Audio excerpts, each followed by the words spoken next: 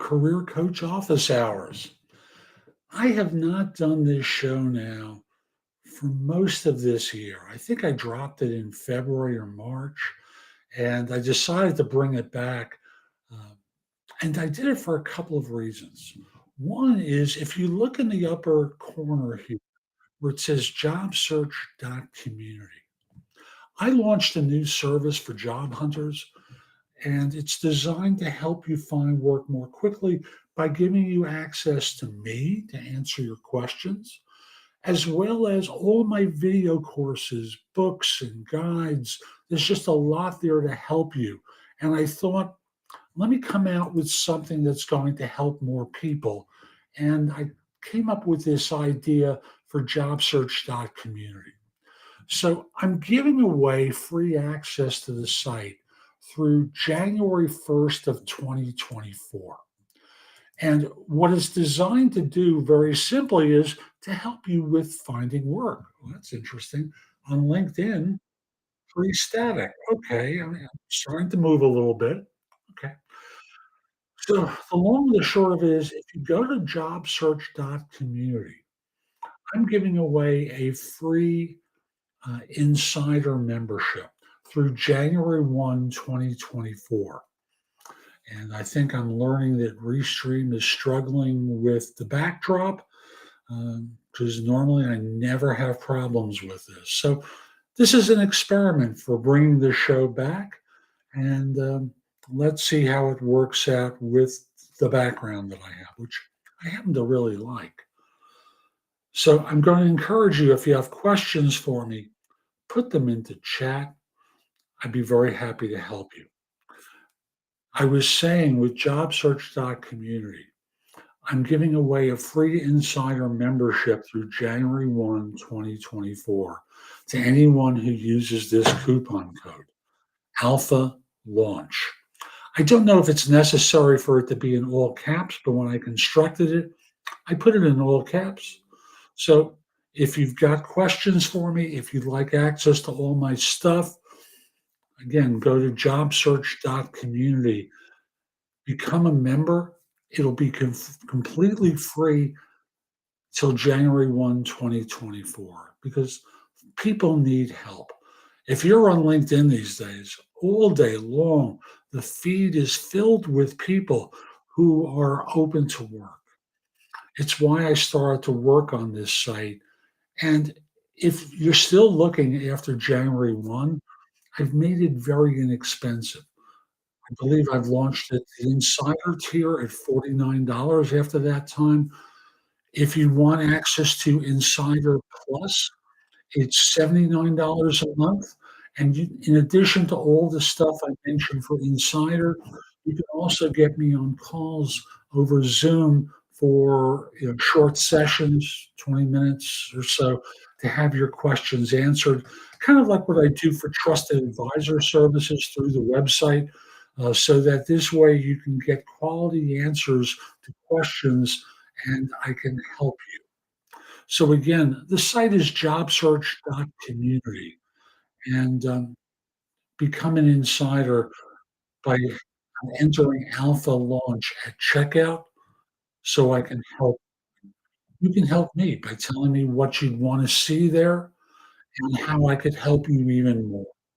So again, jobsearch.community, enter the code Alpha Launch so I can help you. And if you're here, just let me know. Put a message into chat saying hi. This way I know you're here and I can acknowledge you. Okay. And I'm going to be back weekly now doing this show at noon Eastern. Oh, hi, Terry. Um, and at noon Eastern, I'm going to be doing this show and answering questions from people. And on JobSearch.community, I'll be doing it every day, coming back to answer questions for you so there's no delay. So I did receive some questions from people in advance of this show, and you can send them to me through LinkedIn at linkedin.com/IN/the big game hunter, and I'll answer your questions during Career Coach office hours. which will be next week, September 26th at Easter. So the first question is, what's the most important question to ask a potential employer during a job? Now, I want to start off with a premise here, and it comes from having interviewed HR people for my YouTube channel, the Job Search TV, as well as for my podcast, known as Job Search Advice Radio, which I will tell you, NBS Job Search Advice Radio is the number one podcast in Apple Podcasts for job search. I've been on air now since November 2010, and we had more than 2,700 episodes. No show has, in the job search space, has that many shows under its belt, and frankly, very few podcasts in general have that many episodes under their belt. So I want to encourage you, subscribe to the show, and let me tell you what I learned from the people I've interviewed here. HR people will laugh when I say job descriptions are maybe 80% accurate. And they laugh because, well, if they're lucky, they'll say they're 80% accurate. So if you're staring at a job description and thinking that's what it is that they're looking for, you may not be right. It's really that simple. You may not be right. So, the most important question, the single best question to ask on any interview is this. And let me start by telling you when to ask it. Just type in enter alpha launch into this chat. My apologies for the delay. So here's what you do. At the beginning of the interview, before they have a chance to really talk to you about anything, before they've asked you a question, if you're meeting them in person, you lower yourself into the chair. And as soon as your butt touches the chair, you start speaking. If you're doing this on Zoom, after the initial how are you, and they confirm that it's you, you start speaking. If it's by phone, they'll say, "Hi, is this Jeff Altman?" "Yes." "Hi, this is so and so from such and such firm." You say, "Hey, thanks so much for making time to meet with me or to reach out," the case might be. I recall the position description, but I want to get your take on the role. Could you tell me about the job as you see it and what I can do to help? That's the most important question to ask. And you do it before they start interviewing you. And you do it because you don't really know about the job in a job description. And I say that, again, job descriptions are 80% accurate.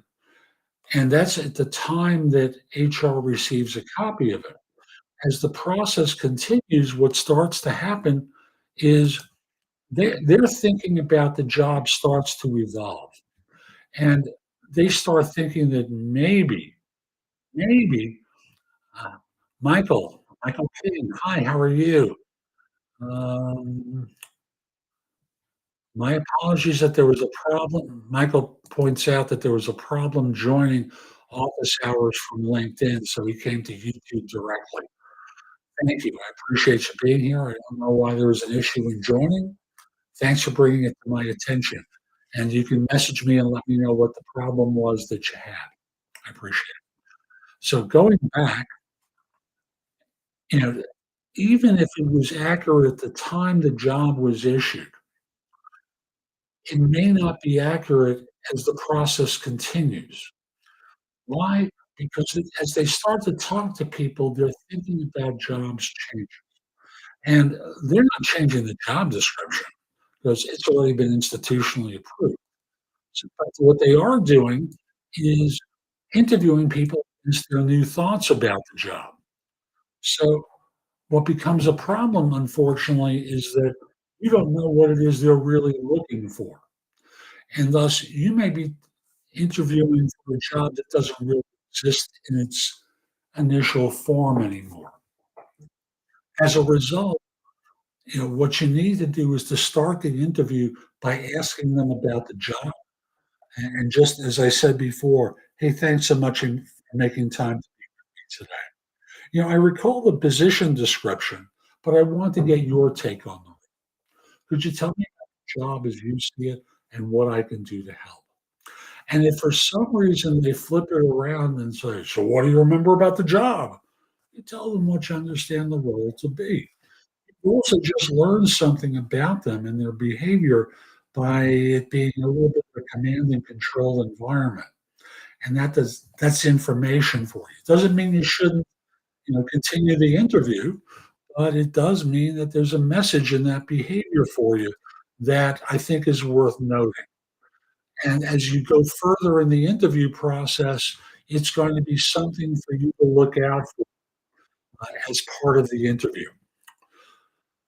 So, um, Michael asked, would you ask the question on the phone screen? Absolutely. I don't care if you're talking to HR. I don't care if you're talking to a hiring manager.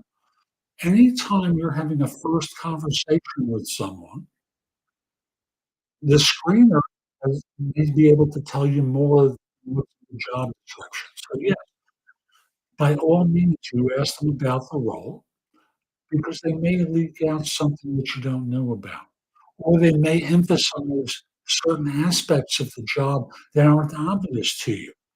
Those little details can serve you, particularly when they get to the next question, which is, so tell me about yourself and what you've been doing professionally. And thus, my way of answering it takes into account what you just heard. And thus, you might say, I've been in the field now for however long it's been. For the last few years, I've been working for so and so, or I've done this and that.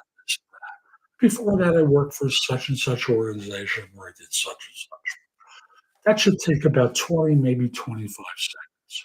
And then you pivot and say, but what's probably most relevant to my background for this role is my experience. And now start telling them about what you've done that relates to what it is they just told you they were doing. Thus, in the first few minutes of the interview, you've confirmed the basic reasons why it is they wanted to talk to you. So it's really very simple. It's just a nice way to approach it so that in this way, right away, you're connecting the dots for them, which I believe is huge in job hunting, huge in interviewing. And people will tell me, interviewers will give them like a Scooby Doo moment. Their ears perking up, as though suddenly the big dog is happy. You want to make the interviewers happy because the more they work to extract information from you, the less likely it is for them to believe you have the qualifications for them that they're looking for. So, by all means, ask it on a phone interview, ask it on a Zoom, ask it in person, ask it all the time because it's going to serve you to know more about the film at the beginning of the interview rather than at the end when you might normally find out about it. Because they'll say, so, do you have any questions for us? And you'll say, yeah, tell me about the job. And they'll do that. You'll say, hey, that sounds great, terrific. And they've already decided whether they're interested in you, but you unfortunately have it too late for you to really do anything with the information you've received. So, by all means, yes, ask it on the screen, on a video interview, on a person interview. I don't care if it's a first or a fifth interview, you can ask this question. If it's the final interview and you're meeting the grand executive for the function you'd be working in, you reference the hiring manager that you've previously met with. I spoke with Jeff about the role and he gave me his thoughts, but I want to get your thoughts about the position because ultimately I want you to be happy as well. Would you tell me about the job as you see it and what I can do to help? Doing this at the beginning of the interview with an executive function, you're going to get a whole different take on it from what the hiring manager said. And this is the person who's ultimately responsible for it. So Ask the question wherever you can. It will make a difference. It's what I call the single best question to ask on any interview. Let me go to the next one, which is it possible to exceed the salary range mentioned in the first interview? This person has another one scheduled. I'm skeptical about exceeding it. Yeah, it can happen, but you don't argue the point at the beginning of the interview process. You do it further along. And the reason I say that is if you do it at the first interview, you really know enough to decide whether or not you're worth exceeding budget for. I think of it in terms of budget. You don't know whether you're worth it. So the result winds up being if you do it the first time, they're going to say, no, this is our budget. This is what we can pay. No, we're not going to go anymore. If you do it at the fourth interview and say something effective, a few firms and I are talking and we're getting close to an offer stage. And frankly, they're talking about more than what we originally spoke about in our first interview. Could you be a little flexible about compensation? And they'll say, well, what are they talking about? And you can talk about whatever the higher number is and understand they can say no. And they can also say, so why would you decide on us if they come in for more money? Well, frankly, I like your position. And thus, you're making it clear to them you like their job more, but you want them to match the money that other firms are doing. Again, you don't do this at the first interview. You do this at a later round interview where the result winds up being they're more likely to up the ante because they're invested in you. If they're making an offer, you're the first choice. So use that to your advantage because it's like a sunk cost. They want you rather than to go back to the beginning to go to their second choice. That's how you play. And I said with the announcement I was going to do 7 questions tonight. Why did I get invited to the final round interview directly after the HireVue video interview? About a month has passed since the HireVue when they called to ask me to interview during SuperDay final round. So when I hear this and I hear they called the day before, trust me, other people were not called the day before. Other people got called, shall we say, much earlier to schedule it. So my expectation is that what happened was it got a cancellation. And with the cancellation, they're trying to fill the slot. And to fill the slot, they've invited you. So why'd they do it last? They've got a vacancy. They've got people there. Look, they thought other people might be better than you, and they got invited first. And now they're got a cancellation. They're trying to fill the time slot. Happens all the time with these big events. Not everyone's able to show up. You know, there's things that cause cancellations, and they're trying to optimize their resources. So, by all means, uh, that's why I think it might have occurred. Here's another one, number 4. If I had an interview and was told they would accept me, and I responded 5 to 6 weeks later that I was interested, is that bad? You know the answer to that question. They've moved on. They are probably not interested because you did not express interest in a timely way. So the probability is yes, it's bad. Now you can always try and do something like, "Oh my goodness, I just found your message in my inbox. It had gone to spam, and yeah, I'm interested. Is the job still open?" And you sound anxious, excited, and sad and hopeful. You use the emotional hook in your voice to communicate interest and regret. And in doing that, that's your one way of having a shot. at getting back for an interview. Next question, number 5.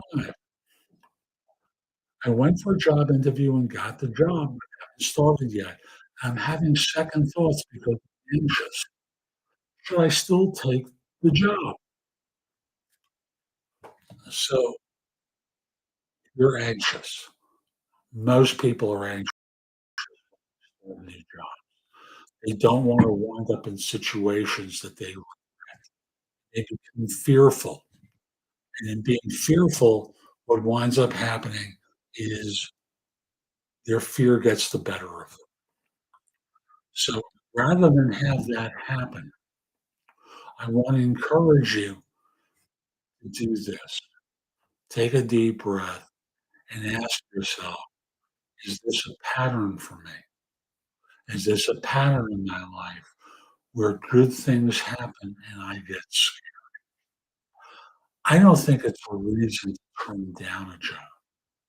I think it's a reason to ask yourself question so that you become aware of these triggers, these little behaviors that occur that cost you opportunity and keep you from being your best self.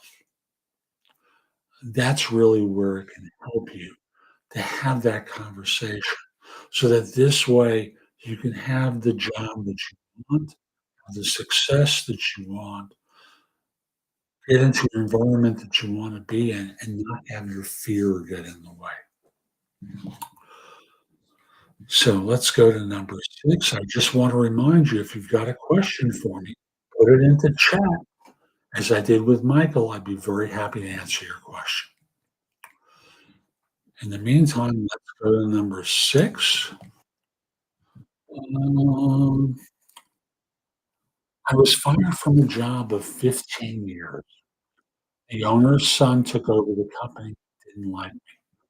What do I say in interviews about why I left a job after 15 years?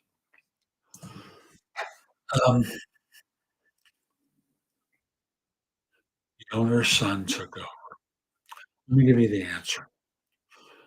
I've been a loyal employee for 15 years, and I was very close to the new owners and worked with him for years and done a great job.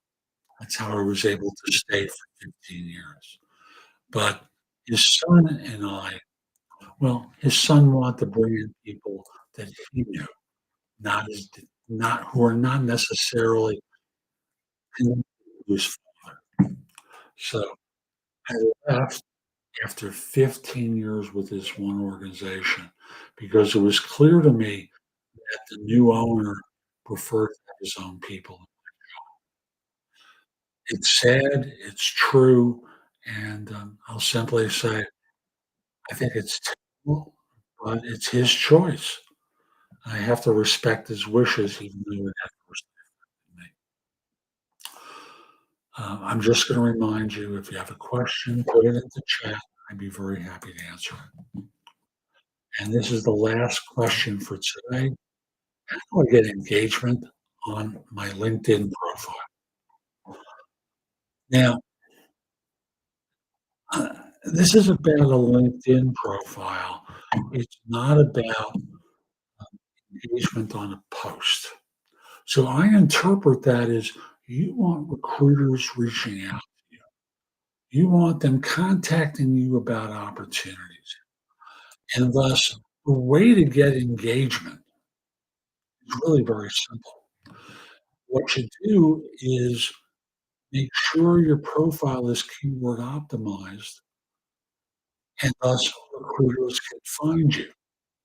If someone were trying to find someone like you, do you have the terms that cause them to locate you searching on LinkedIn? Remember, LinkedIn sells a product to recruiters, corporate and third party, called LinkedIn Recruiter. It lets them search the entire database of LinkedIn. And in doing so, they can contact you directly. But if they can't find you, because your profile is not keyword optimized, you're out of luck. Your title Well, it has to be something in the data dictionary. On their side, they're able to search a title field, degree field, a whole bunch of other options. For the title field, how do you know it's in the data dictionary? Start typing. And if the title that you want to appear there is offered up by LinkedIn, it's in the data dictionary. If it isn't, then you need to change it so that it's one that someone could use if it were offered on LinkedIn. So, for example, there was someone I was working with recently who had a slash title, and I'll just make up one. Program manager slash account, that's a slash title. And if you type that into the field for title, it's not gonna get offered by LinkedIn. As a result, they're not able to find you if they're using that field. They can find you with keywords from the profile, but not by the title. Many times they're trying to get as tight a search as possible so that in this way, they can not have as many respondents contact. So, number one, keyword optimize your profile. Number two, make sure things like the title field are in the data dictionary so that if someone's also searching by title, they can find it. And Michael King asks, how do I handle the question of why? Oh, there we go. I basically answered this question for you. Same company for 6 years. Um, in this particular case, you can say, I've had 4 different roles with this last role for the last, and I think it's time to move on. Why is that? And then you start talking about some of the reasons that you've decided to look at something else. Now, they may now investigate whether you'd be susceptible to a counteroffer. And in being susceptible to a counter, I understand their side of it. You've been with them for 16 years. You're fearful what you might encouraged to say. And you can proactively address that and say, look, in 16 years in one organization, I spent the last 5 years with another unit, and they're telling me I have to spend more time with this organization rather give me a transfer to something else. I'm decided to. I just wanted to get there. If they come back to me with a counter offer to stay, unless it's for a ridiculous amount of money, I'm not going to stay. I had to put a gun to their head to give me this opportunity, and I don't want to do that. So I'll just simply say, at the right time, you make the right offer to me. I'll make a commitment to you to join, and I'll stick with that commitment. If they offer me, you know, 4 times what you do, I'd be an idiot to leave. And they'll laugh about that, and you would be. So, I'll simply say, in your particular case, where you have multiple roles, you have you have to use your voice as a tool in this to make them hear your sincerity in wanting. Because it's not just what you say that matters, it's how you say things that makes them trust you. Remember, when firms hire, competence is only one thing they look for. They look for self-confidence, character, chemistry, maybe a little bit of charisma.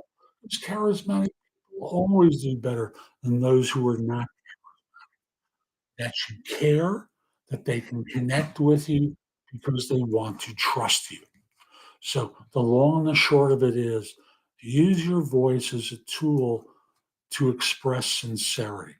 It will make a big difference in how they'll receive your decision to leave after 16 years.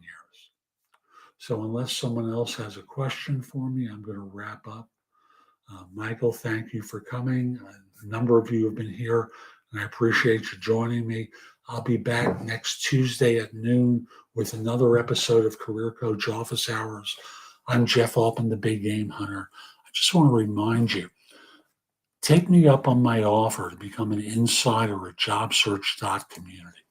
You'll have access to the site until January 1, 2024. I've got all my video courses, books, and guides available through it. You can ask me questions and I'll respond to them daily. Just enter Alpha Launch. That should have been in all caps. Enter Alpha Launch at checkout. You'll have membership for free through January 1, 2024. I have two more levels of service, Insider Plus, where we can get on a Zoom very quickly and I'll answer your question that way, or Insider Premium, which is designed for individual or group coaching. So again, those remain paid services, and I'm giving away the Insider membership for free. Just enter Alpha Launch at checkout. Also, connect with me on LinkedIn, I should say, at linkedin.com/IN/the Big Game Hunter. Mention that you saw the show. I like knowing I've been helping some folks. Once we're connected, my network tends to be a lot larger than most people's, and thus you'll have access to my first level connections who become your second levels. And that expands your reach quite dynamically on LinkedIn. I hope you have a terrific day. Hope you're back next week, and I hope to see you at JobSearch.community. Have a terrific day.